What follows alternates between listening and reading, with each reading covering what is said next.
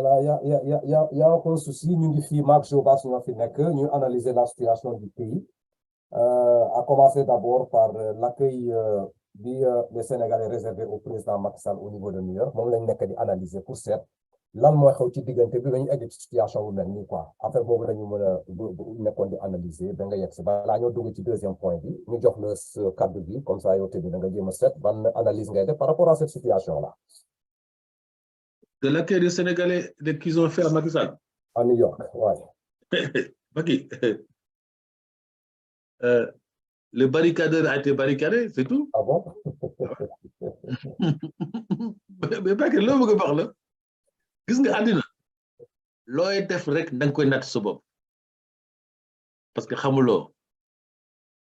Quand on dit que la diaspora, ouais, la diaspora à elle seule ne peut pas élire la diaspora a toujours voté. On a vu les dernières élections. Vous faites parce qu'ils ne sont pas dans les frontières intérieures du pays, parce qu'ils sont de l'extérieur. Ils ne sont pas au courant de ce qui se passe. Mais moi, je peux te dire que la diaspora, ils sont encore beaucoup plus au courant de ce qui se passe au pays par rapport à ce qui se passe au Sénégal. Vous savez ce qui se passe aux gens? Il y a certains éléments qui les échappent un peu. Parce qu'ils vivent la chose. Donc, ils ont du mal des fois. Nous, on est face au pays. Donc, tout ce qui se fait, nous avons la tranquillité, cette possibilité-là de discuter entre nous, d'analyser et d'en sortir d'une analyse tellement juste et tellement vraie de la situation parce qu'on est face au pays. Parce que nous, le système, on ne le perturbe pas. Parce que quand tu es en dehors du système, quoi, qu'est-ce qu'il observe? Non, mais le système n'est pas perturbé par la diaspora. La diaspora, jusqu'à présent, la diaspora n'avait pas perturbé le système. Ouais. Parce qu'ils sont trop loin, parce qu'ils ne savent pas, ils ne peuvent pas se mobiliser, mais c'est parce qu'ils avaient une méconnaissance totale, la capacité d'organiser et d'organiser les choses bien comme il faut, encore pire que ce que la diaspora a fait là. Moussoul Amtchadine. Je te dis, mobilisation, surtout aux États-Unis. Mais les gars, je ne sais pas comment ils ont fait. Les gens sont venus de partout. En Finlande, au Danemark, France, Angleterre, Espagne, partout où tu peux imaginer, il y a au moins un Sénégal qui a quitté, qui a rejoint New York. C'est Ken Fayoulen, hein? Alors. Nous, au moins Ken Fayoulen. Ken Fayoulen, Kalen, nous Fayoulen, nous. ñoom kenn ñëw ñu leen kaay la ñu fay leen ngeen ñëw ñu dugg leen seen bis wala ñu affrété leen avion ngeen ñëw ñoom ñoo fayal suñu bopp daal di dem New York xam nga motivation duñ benn la même chose et ils avaient sous-estimé la diaspora xam nga l'élection législative devait être une alerte par rapport à la mouvance présidentielle et ils n'ont pas tenu compte de ça. Je dirais même en 2019 après l'élection présidentielle. C'est-à-dire que la majorité présidente n'a pas dû tenir compte que la diaspora a été fortement mobilisée et a participé massivement sur la réaction du président Macky Sall. Ils n'ont pas capitalisé ça. En fait, si tu veux, cette mobilisation qui a été faite en 2019 a été effritée parce que non seulement il n'y a pas de remerciement à l'égard de la diaspora, il n'y a pas de mobilisation même pour repartir de plus belle, pour essayer effectivement de redonner du blason pour cette partie-là qui s'appelle APN et que cette partie-là qui n'est pas soutenue. Qu'est-ce que la diaspora avait? Quand ils ont... C'est ce que je disais à Jobas. 2012, je suis là aux États-Unis. J'ai vu, on fait partie des premières personnes qui ont commencé à accueillir Macky Sall, vous expliquer sa vision, vous expliquer l'importance qu'il portait sur la diaspora lui-même en question, quoi. Avec les recommandations là, dans la salle pour attendre un petit diaspora. On était là. Chaque voyage, nous des filles. Les gens là,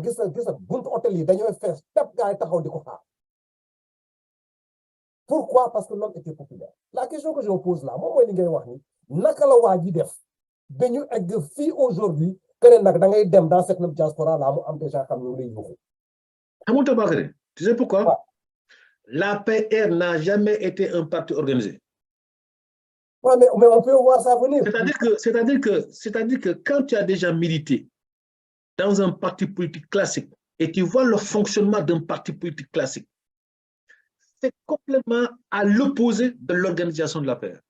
Parce qu'un simple militant de base, à un moment donné, il faut qu'il arrive à se trouver dans l'espace politique même de son parti politique. C'est ce qui n'existe pas à la paix. La paix n'a pas d'idéologie politique. Non, non. Moi, j'aimerais bien qu'on me dise quelle est l'idéologie politique de la paix. Il n'y en a pas. On a supporté un nom parce qu'on a pensé que c'était un espoir, qu'elle allait changer les choses d'une autre façon, en adéquation avec les hommes du moment qui l'ont porté. Tu comprends bien ce que je veux dire? Non, non, j'ai bien compris. Il a été élu, mais en 2019, c'était encore pire que 2012, parce que 2019, c'était une grande coalition, une mouvance présidentielle.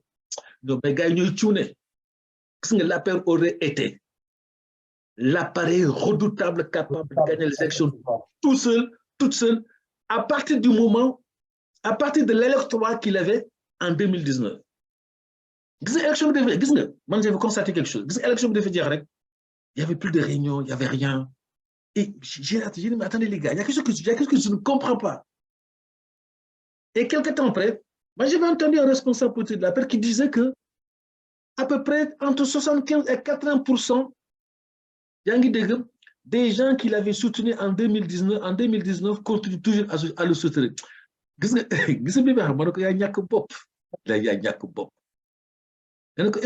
que tu as déjà milité dans un parti? Est-ce que tu sais comment fonctionne un parti politique? Parce que un parti politique classique, comment fonctionne libre? Ils ont encarté au moins presque 10 000 personnes. En Europe, ils ont encarté presque 10 000 personnes. Si la paix fonctionnait comme un parti politique digne de son nom, parce que les gars, il fallait tout simplement aller les voir, les remobiliser dans en disant le combat vient de commencer. Et puis tu parles dans d'autres objectifs, ce qui n'a pas été fait. Jusqu'à présent, la paix aujourd'hui est incapable de mobiliser dans la diaspora. Non, mais tu sais,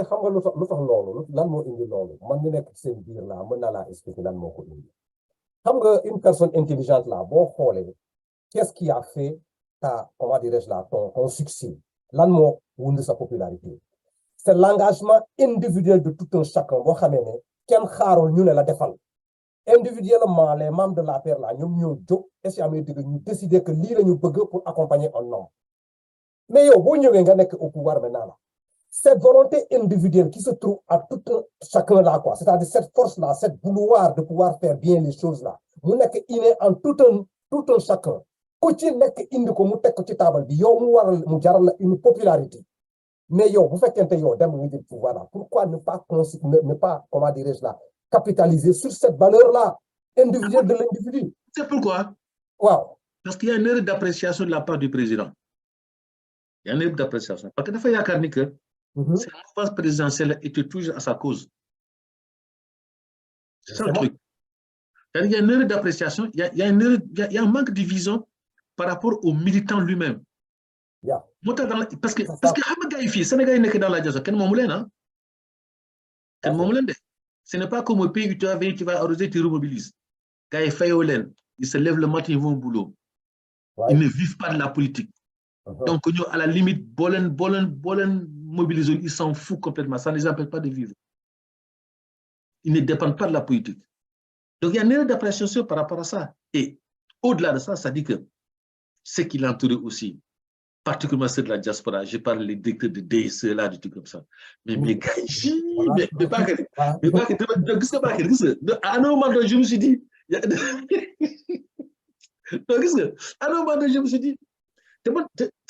non, c'est pas possible. Seconde erreur. Oui, parce que moi, je t'ai vu une fois réagir. Par rapport à ça. Je me suis dit, mais attends. Les gens qui l'ont entouré. C'est-à-dire, ils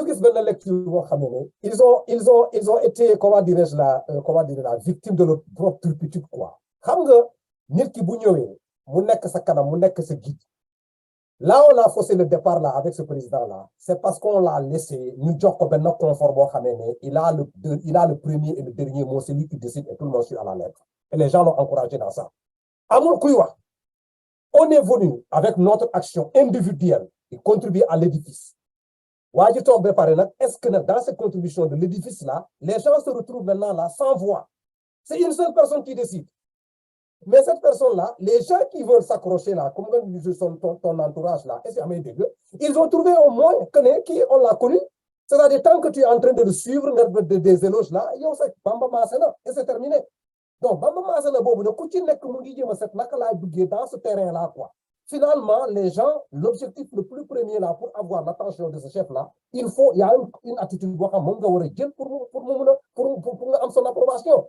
Mais quand tu parles et que tu dis des choses qui ne marchent pas, toi, tu es déjà mis à l'écart, tu déranges.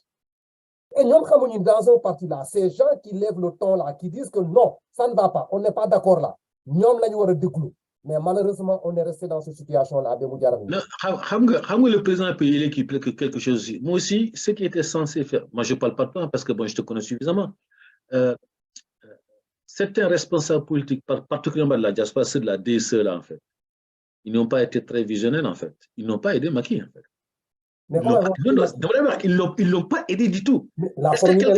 Et ça dit que quelque part, je me dis même, le fait de ne pas aider Macky, est-ce que ça n'a pas du tout, est-ce que ça n'a pas arrangé Macky quelque part? Bon, vous ne me dites pas, ok, d'accord, très bien. Non, mais arrangé n'a pas, parce que tout ça, oui. Il a régné.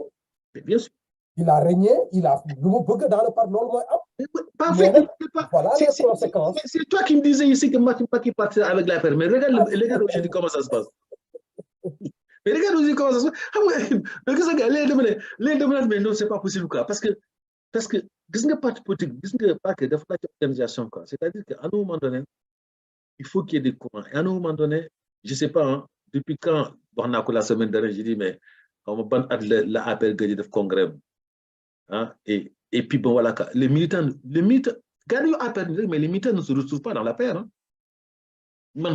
Quand je milite dans un parti, le PS, en tant que militant du PS, mais je savais quelle direction prendre. Quoi. Ça veut dire que les gars, ils t'orientent. Tu dis, mais affaire bini, le dounale. Et tous les mois, tu as une réunion de ta section, tous les mois, actualité politique, nationale, départementale, régionale, internationale. On se au-delà des frontières. Mais qu'est-ce que ce type de débat-là? Moi, ça m'a permis de connaître l'Afrique, l'Afrique centrale. L'Afrique des grands fleuves. Ça m'a permis de connaître l'Afrique. Que je ne connaissais pas en tant qu'Africain. Hein.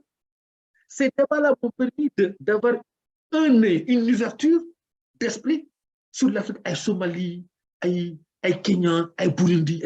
Je me suis dit, mais attends, mais les gars, ils sont tellement en avance par rapport. Mais qu'est-ce qui se passe au fond?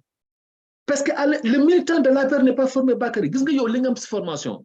C'est pas au sein de la paire que tu l'as eu. Hein? Non, parce que tu t'es déjà formé avant. Tu avais cette ouverture d'esprit-là de te dire non, c'est comme ça. Le pays, je le vois comme ça.